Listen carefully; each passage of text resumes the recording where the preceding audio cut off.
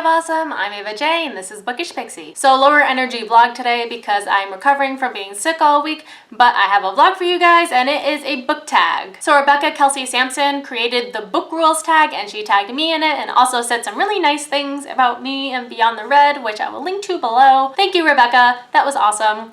And now I'm participating. First, do you prefer to read books in ebook, audiobook, or print? As you may be able to tell from my shelf, I do have a preference for print books. But that said, I also read a lot of ebooks, so those are great too. I do not listen to audiobooks, mostly because I usually have trouble focusing when I just listen to something nonstop. So I usually need to read it in my hands. 2, if you read in a combination of book formats, how do you decide what to get in each format? So this is a little embarrassing to admit, but the cover actually has a lot to do with it. If I really like the cover, then I'll often get it in print because then I can add it to my bookshelf, which is kind of like a collection for me. And the cover often even serves as a differentiator between whether I'm going to get paperback or hardback. If I like the cover but don't absolutely love it and it's an older book, I'll probably just get paperback. But if it's an older book that I really like the cover, I'll probably search out the hardback. There are some exceptions, but I've noticed that I tend to buy most of my young adult in print and most of my new adult in ebook. I think this is partially because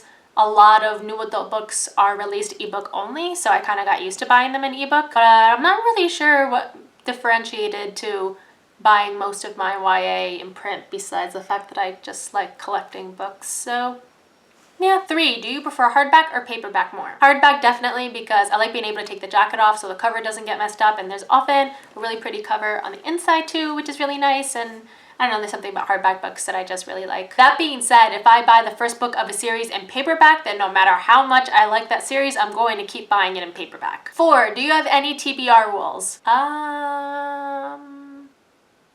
I make a point to read every book that I buy, though I'm really behind right now, but it is my intention, if I bought a book, to read it, even if I end up not liking it that much. With only a couple exceptions, like if social media is telling me a book is amazing, I almost always test out a book first, so I'll check out excerpts online.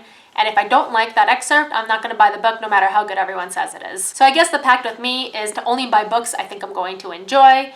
But if I end up buying a book that I don't enjoy as much as I thought I would, then I'm probably going to read it anyway. 5, do you read at a certain time of day? I usually just read whenever I can fit it in.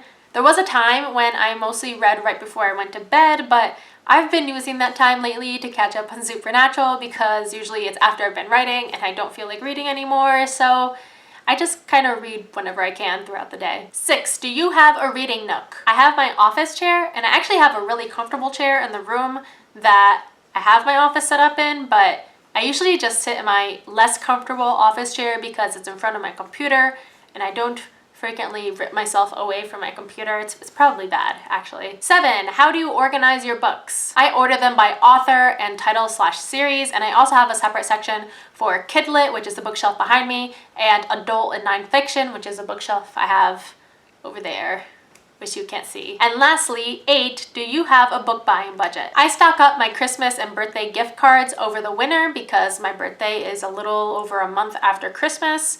So that tends to become my book buying budget. I try to make that money stretch as long as I can, but eventually I run out, which is usually why I don't buy as many books this time of year as I do like January through April. But yeah, gift cards are basically my book buying budget with an occasional splurge here and there. I'm not going to tag anyone officially, but if this is a tag you think you'd be interested in doing, then go for it and leave your link in the comments. So that's all I got for today. If you liked what you saw, don't forget to subscribe and comment, and I'll see you guys next week when hopefully I will be able to breathe through my nose.